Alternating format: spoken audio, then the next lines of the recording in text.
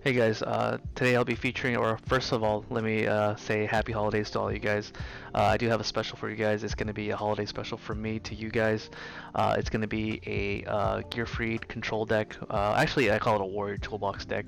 And I took this deck in Duelingbook, and I was able to get top 200, break the top 200 ranks. So then I plan on getting to the top 10 with this particular list, or maybe if it doesn't do well later on, then I'll probably change it up. For this video, I'm going to show you guys the deck profile, and then after that, I'm going to show you guys the options that I could consider playing in my main deck and my side deck, even in my fusion deck. It's called the fusion deck. And then in the third part, I'll show you guys some of my gameplay videos, mostly against stall burn decks. If you guys want to watch more of the replays, I'll have most of the replays in the description link of this video, so you guys can just watch it and see for yourself just how good the deck is. I played. I believe I decided to climb on ladder for about 2 days, but not 2 days total in terms of hours, but 2 days. Like I decided to do one day, I decided to climb here for a little bit of hours, and then another, and I was able to break top 200. So it's a pretty strong deck, I think, in my opinion, just because it has a lot of options to deal with most options for most different types of decks out there. So it's a variety hunter for sure. So stay tuned for the deck profile in the next segment. Peace. Mind you that this is a gear-free deck. Initially, when I started out, I wanted to make a gear-free deck that utilized Blast with Chain. If you guys don't know what that is, Blast with Chain, if you equipped with gear-free, the Iron Knight, triggers a combo where if you equipped any card to gear-free, he automatically destroys the card. So Blast with Chain is treated as an equipped, and when it gets equipped, it gets destroyed by gear-free's effect, and then Gearfried will then, Blast with Chain will then destroy any card on the field. So it's a very useful card in that it provides a lot of utility in being able to deal with any threats on the board, or even sets, or like set monster. So that's what I decided to do in the beginning. Over time, I decided to change up the style of the deck. Rather than being very reactive, I wanted to make it more proactive. Um, Being reactive means that you're going to give your opponents more turns to build a wall against you. So I figured, why not just make this deck into a warrior chaos control deck? So that's what I ended up doing. And here's my main deck. My main deck is, I consist with a BLS. BLS is just a really strong monster just to play, and it feels weird playing this card just because you do play a very short amount of dark monsters, such as Donzalug and Sangan. It does seem like it's a very limited thing. However, you do play Reinforcements of the Army to search out for your dark types, and Metamorphosis in this deck allows you to bring out Thousand Eyes Restrict. And bringing out Thousand Eyes Restrict is a dark type, so it provides a dark target for Blackluster Soldier, so he'll never be actually dead in most cases. On to the next one, I play Blade Knight. Blade Knight is a really useful card in this format, particularly just because it's a very strong level 4 warrior type monster. And it's a light monster, so it could beat over most things that are 19 and below, or 1950 if there's anything like that in GOAT format. I don't think there is. So with Blade Knight, what you can do with Blade Knight is also it destroys when it attacks a face down monster and destroys it by battle, the flip effect doesn't trigger. So that provides an extra utility on top of what he already is, and he's a light type, so he provides for BLS as well. So searchable, big guy. There's nothing much to say about him. He's good. So my special tech in this is Crimson Ninja. Now you might be wondering, why would I ever play a card that destroys a trap card? Well, several times I did want to mention that this card does sometimes hit spell cards that people set, but it's not really the act of destroying the trap card more than it is about getting the knowledge to be able to safely play Thousand Eyes Restrict. because he is a level 1 warrior type monster. So he's fetchable by reinforcements of the army, where you can just fetch him from your deck, add it to your hand in very clutch situations, and then play Metamorphosis to bring out Thousand Eyes Restrict. So that's why I play this guy. There's nothing more that needs to be said about him. DD Warrior Lady, a warrior, very strong. The thing I like about DD Warrior Lady over DD Assailant is that I don't have to do, it doesn't have to be destroyed by battle. DD Warrior Lady just activates whenever I want it to, when it comes into battle with something. So cards like Sangan or just beefy monsters, DD Warrior can get rid of it and banish it. Although with the rise of cards like or decks like uh, what is it? Return from the Different Dimension and Dimension Fusion.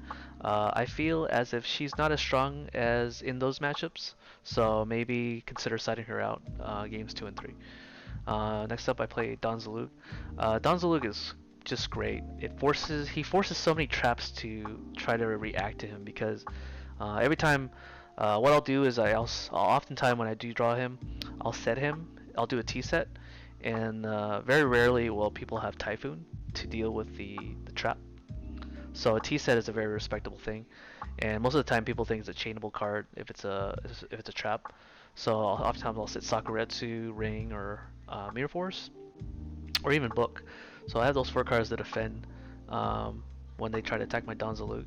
If it's a weaker monster, then and they try to attack into Donzalug, his beefy 1500 defense is actually pretty applicable because his effect is whenever he does battle damage to the opponent. So that even means if they try to climb over him with a weaker monster, they actually take the damage and then actually discard a card or other hand. So he's a wonderful card, especially if you're playing on Duelingbook where people don't know what you're playing. Donzalug actually is a very clutch card to set because he's just going to make people discard cards. So he's actually a really valuable card in this deck, even though he's a one of. So, and the reason why he's a one of is because I can just search it for reinforcements of the army. So, Exile Force, another valuable card, also warrior, and allows you to tribute him at priority speed. I call it priority speed because in GOAT format, you could summon a monster, and if it has an ignition effect like Exile Force, where you can just tribute it, you can tribute it as Chainlink 1, and then whatever they decide to do after that would be Chainlink 2. So you can go on the stack before anything else. So he's really good for getting rid of problem monsters. Sometimes I'll summon Exile Force, attack over a weak monster, and then I'll tribute Exile Force to destroy a stronger monster. So it's a very good card. I think it's a very staple card if you're playing a Warrior Toolbox deck, which this deck is.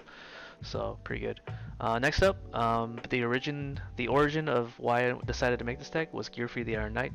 I played Iron Knight just because he is him in conjunction with Blast with Chain is a very tempting combo to play. But mainly he's really useful because his stats. His stats are 1800 attack, 1600 defense. So he's really hard to run over if he's in defense mode, and he's even more harder to run over if he's in attack mode. So he gets in there. So he's an 1800 beat stick that I could search for with reinforcements of the army. Magician of Faith, probably a weird tech, but it's not really because Magician of Faith is a really strong card in general because there's so many powerful spells you want to grab back. Notice that I only play 15 monsters in my deck, which means that I really rely on drawing reinforcements of the army to level out the deck, so I have a steady flow of monsters. So that being said, if I use reinforcement of the army and I combine it with Magician of Faith, I essentially have access to 2 warriors out of my deck, and because Faith revives or returns a spell card from my graveyard back to my hand, and then reuse the reinforcement of the army to get whatever I need for every situation. So Warrior Toolbox is really great for that situation, for that reason. Next up, well, she's also a level 1, but we all know why she's great as a level 1, because you can combine it with Metamorphosis to bring out Thousand Eyes Restrict. Next up, I play Mystic Swordsman, level 2. Really great card.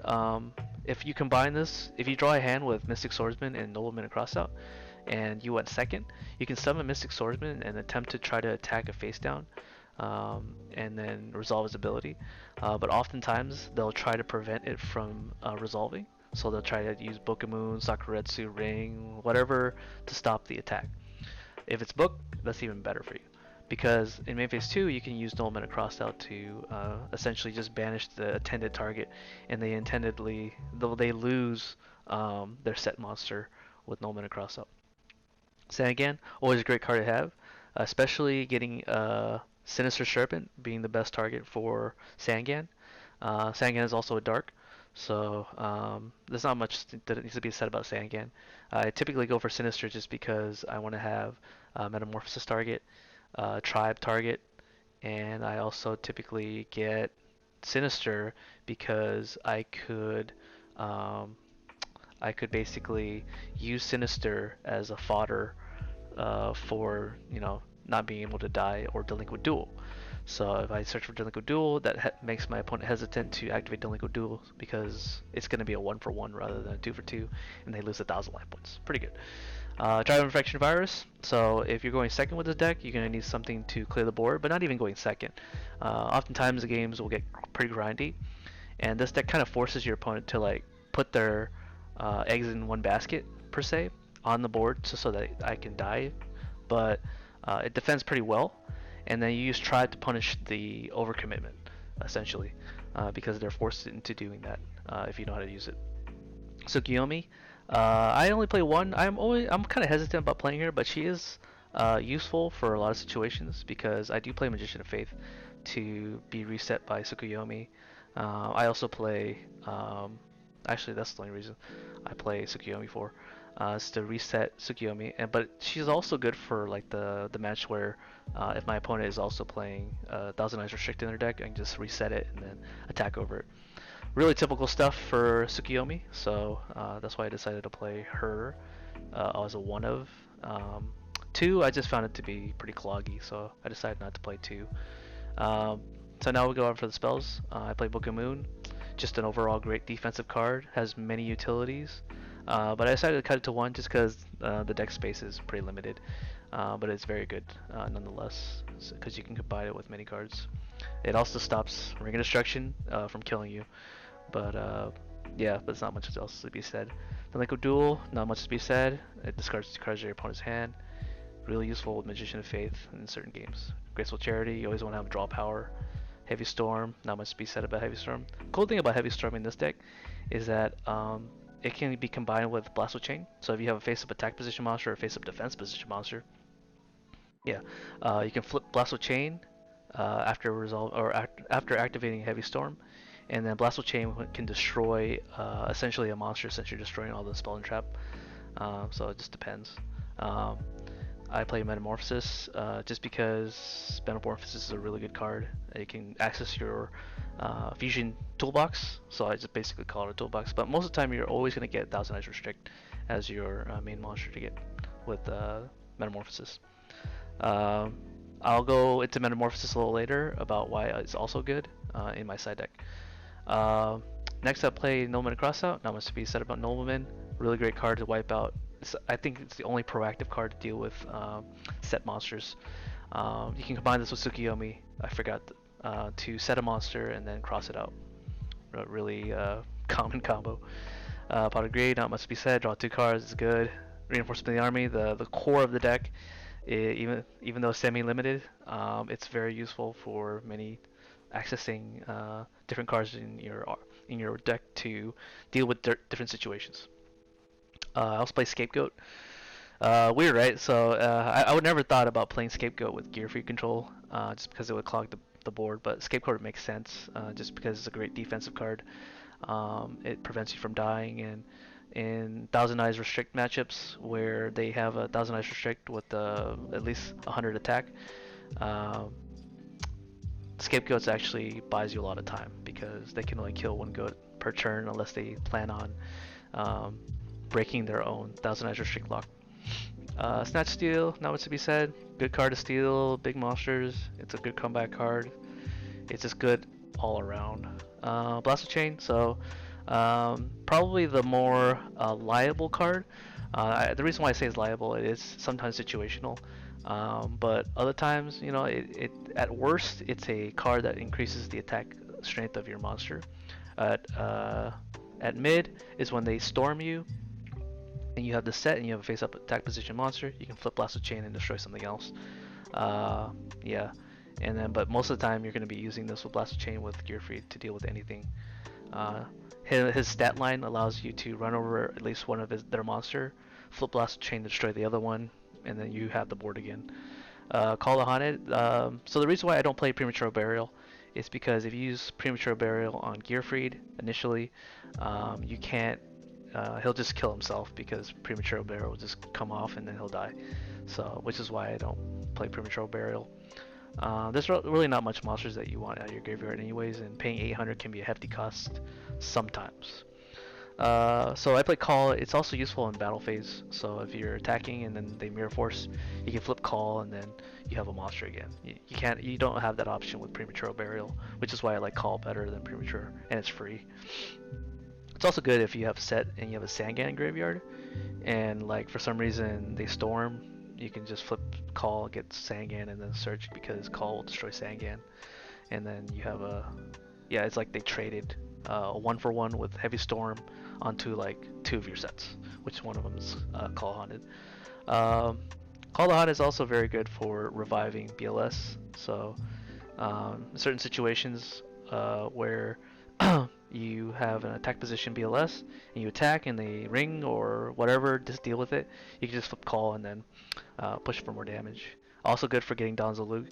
So if their board is free and they have an empty board, you can just flip Call, summon Donzalug, attack again. So really good combo with these two. Mirror Force, these are all my defensive trap cards. Mirror Force, Ring, and Sakuretsu. Reason why I don't play 2 Sakuretsu, again, it's all about the space. I really don't have space for this. So you're probably wondering why the Solemn package. Solemn package is very hefty in cost. You pay half your life points, but it's a wild card for dealing with anything that your opponent might have. And even though it's a hefty cost, sometimes it's not because late game you'll have a very few amount of life points, and Solemn actually deals with a lot of different cards as you will need. So it's kind of like my Swiss Army knife. It's funny because 7 Tools of the Band is actually a card in this deck, and it's a Swiss Army knife. But this is a true Swiss Army knife because you can deal with the summon of a monster. You can negate a spell card. I think it's like the only viable spell negator. You can also use it to protect your back row if you have a back row. And then Torrential. I mean, you need Torrential. I mean, you need a board wipe to ensure that. And you also want to put fear in your opponent's heart so that they don't kill you. So yeah, I'm going to skip my side deck for now. I'm going to go over my Fusion deck because in the Go format it's called Fusion deck. So I'll be respectable about it. I do play Bolter the Terrible. I don't have any level 5s, but the fact that I play Snatch Steel in this deck makes it so that my extra deck is more varied, including my side deck stuff. But the main cards you're probably going to go into is Thousand Eyes Restrict, because you have many level 1s, including Scapegoat, and Dark Flare Dragon. He's a dark type monster, so if you want to tribute off one of your Gearfried for a dark monster, you can have a dark target so that you could essentially have fodder for BLS.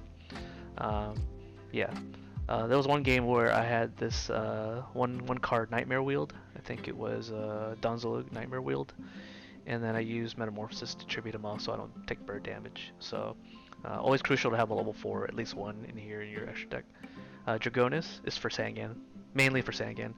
If you tribute Sangan with Metamorphosis, you can at least get some target that you might need out of your grave or your deck, so you have more toolbox options. So that's why I played Dragonis. I never go into Fiend Skull Dragon, but I can see why it's useful because it can deal with flip effect monsters. But I hardly ever go into it, even when I was playing other variants of Goat decks. Gatling Dragon, hardly ever go into this guy either. BLS is just a way better card than this guy, but it's more useful to use Metamorphosis if you fear that they might have like Snatch Steel or yeah, just Snatch Steel basically. If you fear that's going to happen, you can go into Gatling Dragon, and then basically Gatling Dragon is a less threatening monster to deal with. So, and since Gatling Dragon can only destroy monsters, your trap cards can actually do something, do something against if they steal your if they steal your Gatling Dragon with Snatch Steel. King Dragoon, very underlooked card. I don't know why, but he's great because he prevents any of your dragons from being targeted. But since you're not playing much, I don't think you're playing any dragons in this deck. You know, you're not. You mainly use it to protect itself. He cannot be sucked up by Thousand Eyes Restrict, but the downside of that is that you can't attack with him because Thousand Eyes Restrict prevents attack targets. So, but if you're like Bokaboon or Sakuretsu or Ring, King Dragoon gets in there. Like he's super good for that scenario. Yeah, there's not really much to say about him. And he's level 7, so you'll never actually bring him out with using your main deck stuff anyways, but in case you have Snatch Steal and you steal a Fusilier Dragon for some reason, you could use that in Metamorphosis into this guy. Okay, Master of Oz, really high level monster, so I'm just going to go in the side deck from here. I do play a Cyberstein, and because I have one Cyberstein in my side deck, that makes me able to use, basically use Master of Oz. Reaper of Nightmare, I never use this guy, but I can see why, he could be used in certain situations if you were trying to attack the hand. But most of the time you're going to use Donzalug to attack the hand anyways. Never use Ryo Sensu, but again, because you're playing Snatch Steal, you can probably steal like a Sorcerer or a Mobius, I guess, the Frost Monarch. You can probably Metamorphosis away and bring in Ryo Senshi. Last Warrior. So the reason why I played Last Warrior in here is because I kept losing against Reason Gate Turbo. It's a really good card because, I mean, it's a really good deck because it just dishes out so many threats. And they also play Giant Trunade in that deck, so, and a lot of spell and trap removal, but they don't have much monster removal. So that being said, bringing out Last Warrior will actually make them go on the defensive because they only have cards that could basically clear the back row and then play something. They do side brain control, but even if they brain control this, I guess they contribute. No, they can't even tribute set, right? Actually, they could. So they would have to summon this. They would have to brain control, steal it, and then tribute set. But then that wastes their normal summon, which is good. So that's essentially why you would want to have it in your deck. That's the only way out if they have their brain control. But like I said, they have a very few. Book of Moon is another one too. But most of the time they're going to have a lot of spell and trap removal. You can bring this out with Cyberstein, or you can bring this out with siding Fusilier Dragon. So Fusilier Dragon is a level 7 monster that you can use to essentially bring out any of your level 7s, so including King Dragoon. So he's also a great deck devastation virus target, so you can play that too. And then you have your standard Thousand Eyes Stick. I also bring out a Beat Stick, so if you want something strong that's level 7 as a Beat Stick that needs to run over stuff, you have Twin-Headed Thunder Dragon for that reason. And then lastly, you have Dark Blade the Dragon Knight, just because, in certain situations he might be useful. So yeah, that's enough about my extra deck. Historically speaking, the extra deck or the fusion deck was unlimited, so you can just play anything. But for the respective Duelingbook, you can only have 15. So those are my 15 cards in my extra deck. My side deck, I play Breaker. The reason why I don't play Breaker in the main deck is because Crimson Ninja took the spot, and I just prefer the level 1 monster. But Breaker is essentially a good card just because he is a 1900 beat stick and he's a dark type, and he destroys Spell and Trap. I would side him most of the time anyways, so he's not a bad card. Yeah, it's not a bad card. I just didn't have space. Cyberstein, searchable by Sangan, and useful just to get the cards you want. So you can just bring out cards like Last Warrior. Was it? Yeah, Last Warrior from Another Planet. Yeah, that's basically why I play him. Yeah, and it's also for Reasoning Gate Turbo, so that's why I play him. Same reason. I play this so I can get Metamorphosis, so that I can bring out Last Warrior. Same reason. Kaiku, so the meta for Goat has shifted towards Chaos a little bit, just because Chaos is really strong. Chaos Sorcerer is a really strong card. So Kaiku just deals with that. Just playing him and just summoning him in attack position makes it very hard for them to deal with. And then the fact that he's a threat for, like, because they delay their, they pretty much invest their graveyard a bit. So you can punish their investment by summoning Kaiku, attacking directly, or dealing battle damage, and then banish their other cards. So I really like Kaiku. He's a really strong stat monster too. He's 1800. So the meta shifted towards chaos, so you definitely play chaos. You play Kaiku.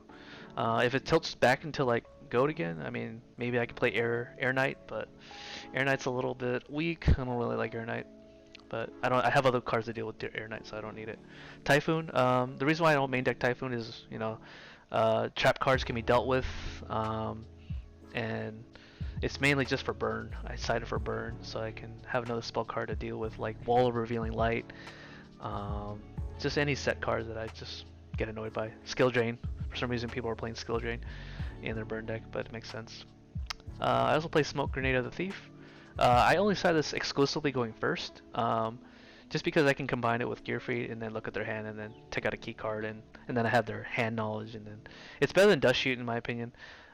Maybe in the future, because this can hit spell and trap cards, but maybe in the future I'll resort to playing Trap Dust Shoot over this card.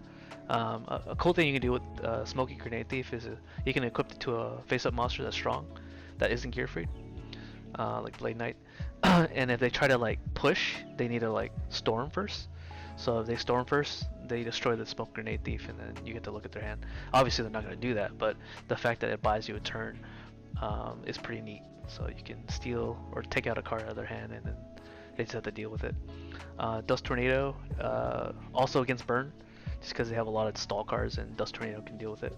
Royal Oppression. So the reason why I played Royal Oppression in the side deck was previously I thought that you could use Royal Oppression and just flip it on Inherent Summons. But the ruling for GOAT is that you have to have that already active in order to negate an Inherent Special Summon. So you can't just activate it willy-nilly and then destroy a BLS if it comes into play. In fact, you have to flip it.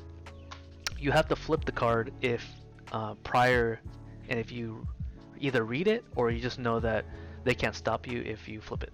So it's a really situational card, but at the same time it kind of prevents you from dying against even Thousand Eyes Restrict. So I'll side that against decks that just special summon heavy, including Reason Gate Turbo. Decks Devastation Virus. So decks like Rescue Cat, where they bring out Goku Panda and Milo Radius and Last Will. Deck Devastation Virus is actually pretty decent because it hits it hits the card in their hand. And you can combine this with Fusilier Dragon, the dual mode beast. And this card would be a 2000 beef stick. So the ruling is if you set it, it's a 2000 2800 defense, 2800 attack monster when it's set. But when it flips up, it's then a half its stat. So during the verification step, you can tribute Fusilier and then basically destroy all their monsters. So another deck that you might use this in is just a regular Go control deck, because they play like Decoichi, Spy, Spirit Reaper, Tomato, you name it. Like a bunch of just cards are just weak, under 1500 attack, and then you just destroy all of it. And then for the next 3 turns, you get to at least see what they draw for 3 turns. That's pretty strong. That's why it's limited. And then I play Zaborg because it's a warrior with 2100 attack, and he's dark that you contribute off of Deck Devastation Virus. I had some other ideas too with this. I'll explain later in the next segment of the video. But I did decide to play Zombriorg the Dark. He's also 2100 attack, so he's pretty beefy. So you can just summon him without actually attacking, and it's hard for them to get over. But yeah, that's what I decided to play in my side deck. And it got me to top 200 of Duelingbook. I'm not sure if that's a renowned position for GOAT, but the way I like to think about it is this is probably the only simulator that people use for Yu-Gi-Oh!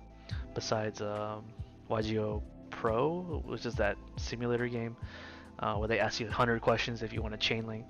This is more like it feels real because you're interacting with your opponent. So top 200 of all of the world is pretty strong. So yeah, so this is what I took. I'm gonna go over the options for this deck that I decided to cut, or maybe in the future, if the meta shifts, I'll decide to play those cards instead. So I'll see you guys in the next segment. All right, I'm gonna make the options a bit shorter, just because it's basically the side of my brain that goes like, maybe these cards are good to put in your deck, and maybe you need more quantities of certain cards in your deck just to make the deck better. So here's the choices. I decided not to play DD Assailant. She is a great card, or he. I don't know who, if it's he or she. But this card essentially is good in decks that like to battle a lot, like Zoo. Um, yeah, just basically Zoo. So I decided to cut it because Zoo wasn't really showing up anymore in ladder, and so I just stopped playing it. DD Survivor, it's good in a meta where there's like a lot of DD Assailants or DD Warrior Ladies, but not typically. He has an okay stat line. 1800 is not bad. So the whole point of him is because he's a warrior and he's a dark type that you can search for with reinforcements of the army. And if you attack over a DD Warrior Lady or Knight Assailant, he comes back to life. Essentially, that's why you play him. So not much to be said about him. The Warrior Lady. So this is the card. Him or her and Donnie Z are the two warriors that might want to up the quantities. But again, deck space is tight, and I'm trying to go with the ratio of 15 monsters with 2 reinforcements of the army and Magician of Fate to revive the reinforcements of the army. So I already have a steady flow of monsters. I don't want to have too many monsters in my hand. That would be not something that I desire in most games. So that's why I decided to cut or not go with having more monsters in my deck. Um, the other one that I wanted a side deck was Cliff the Trap Mover, but he has to do battle damage, and so that's gonna be kind of hard to do, especially if you're gonna play against Burn that stalls a lot. This card is not gonna go through Wall of Revealing Light. In some situation, it can. It's not a powerful card enough for me to consider running. Um, he is a warrior, so it's great, but not something I would play in my side deck. Green Kappa. If I play Green Kappa and I'm searching for reinforcement of the army, it's never going to resolve because if I set the card, they know it's gonna. I had that set, so it's more of like a card that if you're going second and they do a like, they don't do a T set and they'd rather do a 2 set in the back row and then a set position monster. That's literally the only time it's useful. I mean, I guess late game, it might be useful if you set it and then they already have an established board. But it only destroys set spells and traps, so it doesn't actually stop. It doesn't actually destroy face-up cards. So Green Kappa lacks in that regard. That's why I don't play Green Kappa. Jowgen, I was frustrated against Reasoning Gate Turbo, so I decided maybe I should play Jowgen because it can deal with established special summon boards. But the reason why I don't play Jowgen is because if they already have a special summon board that's a lot, it usually means you're dead already, because if they're activating Dimension Fusion to go off, then Jowgen, even if I drew into it, well, I won't even get to draw into it or play it because I'm dead. So Jowgen's probably not that good. Even her stat line's not that great because it's 200 and 1300 defense. It's not that strong. So it's easy to run her over and then go over. So she's not that great. So I didn't play Jowgen. I instead decided to play Return, or not Return, the Last Warrior from Another Planet. But that win rate between this deck and Reasoning Turbo is pretty low still. So you just need whatever you can to up your stats, or up your stats in that matchup. If I wasn't playing Gearfried in conjunction with Blast with Chain, Ninja Grandmaster Sasuke would probably be the target because he's also a light target too. Zombie Org, I don't know why this is in here. It shouldn't be here. I'll just take that out. It's in my side deck. Premature Burial. Like I said before, I don't play Premature Burial just because if you equip the Gearfried, it doesn't do anything. I like to have Call of Haunted set because you can activate that in battle phase. You cannot do that with Premature Burial. Divine Wrath. This is probably a side deck, but that I might want to use, but I don't like this. I don't like discarding cards to activate something, even if it's a really good card, unless it's Regeki Break. I love Regeki Break. That and Wing Blast. Two of the trap cards that I think are one of the best for certain decks. Just because you can just chain it at any time you want, discard it, Sinister Serpent, and then you'll have something. But Divine Wrath, I haven't really found use for it. It seems like a minus more times than it is good.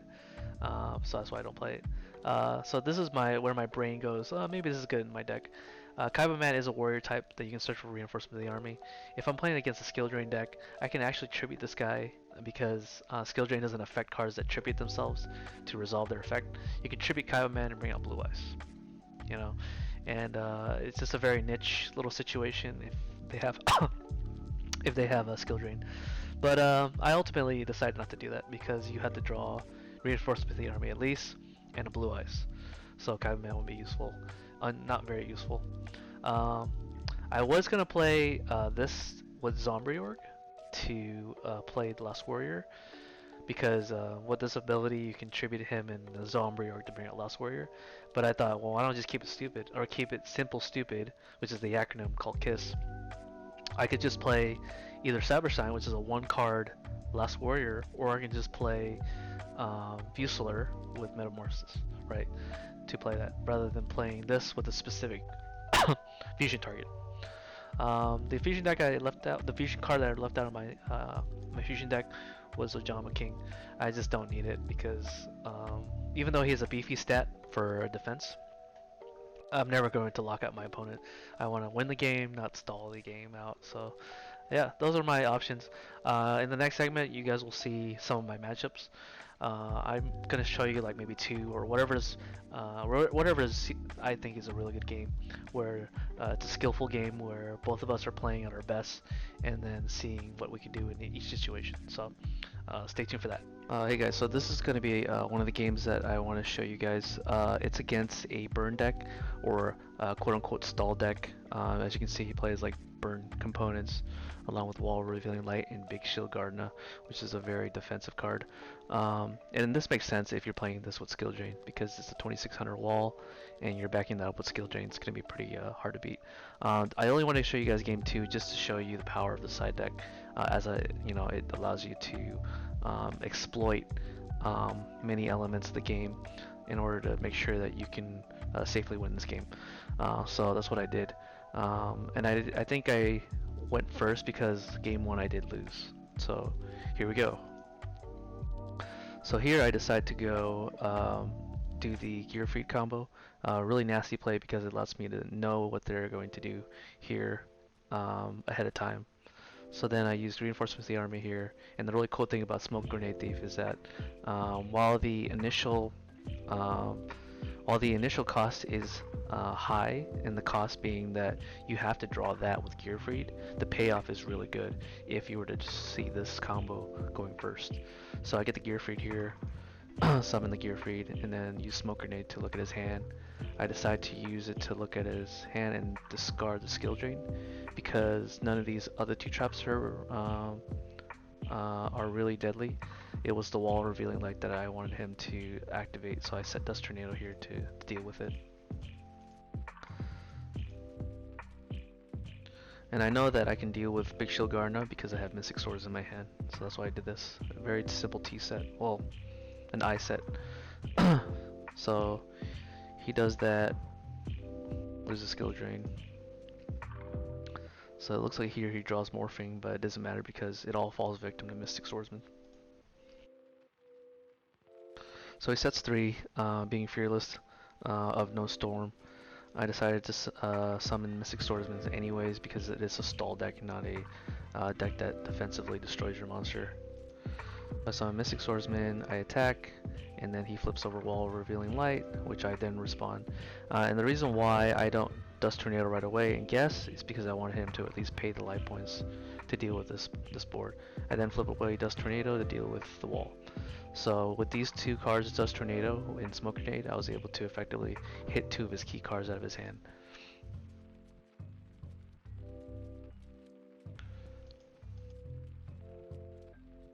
And then I set Blast Chain for another. Now because he sets 2 trap cards, I know that for certain, or most likely, it's Graceful Chair, or it's Ojama Trio and Just Desserts. So the next time I activate Blast Chain and he sets a new monster or trap, those are gonna be new cards. But I'm not going to destroy a set monster because I have Mystic Swordsman. So if it's a trap card that he sets, I'm going to do that in the end phase and destroy that card instead.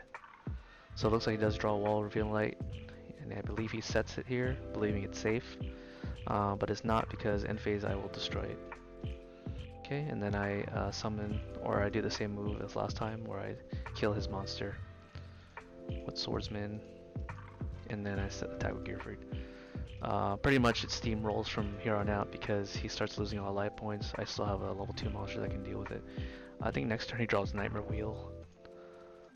I take 25 to face with Graceful, with just desserts, which is a lot of life points.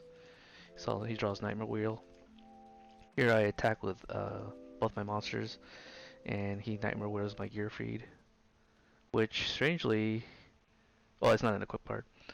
Yeah, it doesn't sound an equip card. It just chooses that monster.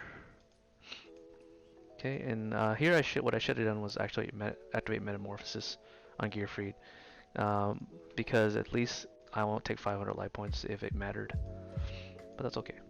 So he gets skill drain. Unfortunately for him, if I do successfully resolve the attack of this, skill drain is a dead card. Being clogged that I am, I take attack for 900, and now his skill drain is dead. And he admits defeat because he has nothing that can deal with my established board. Okay, so here's another game where I decide. This is the third game, by the way, of this series. It's going to be another burn deck. I just want to show you guys the power of my side deck in dealing with burn. And you don't have to actually draw all the cards in your side deck to actually deal with this. You just have to draw one or two, and then it helps you tremendously. So here we go. So here he goes first because game 3 he did win game 1. So game 2 I did win just because he vastly admits defeat after I delinquent duel him. Very trigger happy opponent. So he sets Stealth Bird and he plays Wave Motion Cannon, which I don't really mind at this moment. I think here I decided to play Graceful Charity just to see what I get first. And I draw into Gearfried. So in this hand, I actually discard the Smoke Grenade Thief because there's no need for me to keep it. He does not have a hand for me to activate this card on. So I decided Smoke Grenade Thief, and I also discard Morphosis, I believe. No, Saku. Yeah, this makes sense. So I summon Gearfried here, and then I set 2. And I think I do this because I fear that it might be Morphing Jar.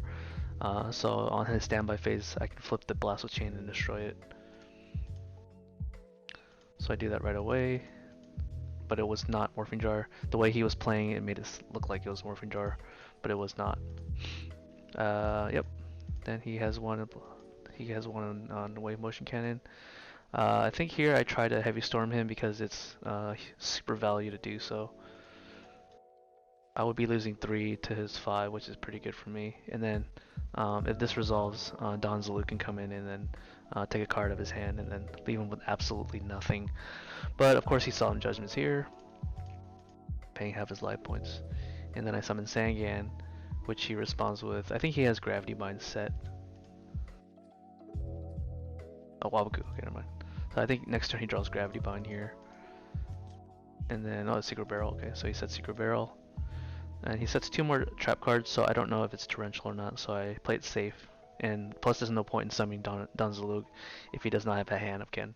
So he knows that I attack the hand quite frequently, so I don't decide to do that. And summon Don Zalug. So here I just do a simple straight to battle phase and attack with both my monsters. I think he flips Gravity Bind. No, he doesn't have Gravity Bind. This takes... No, he just Nightmare Wheels.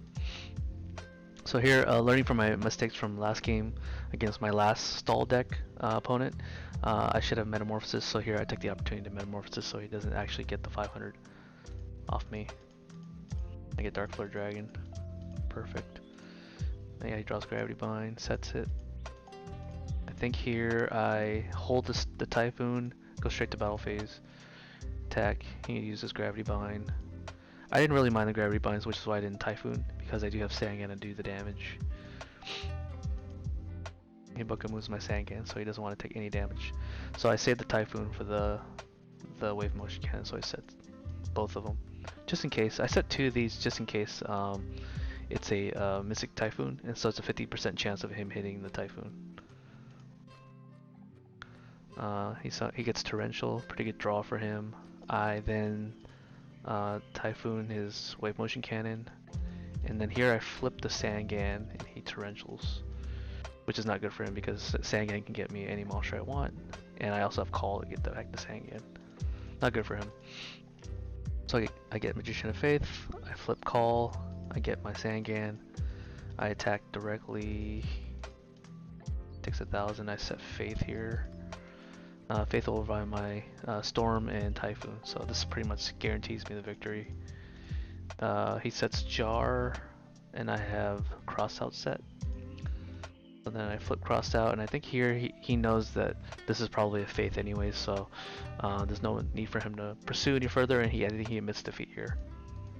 Yeah, he does. Pretty good game.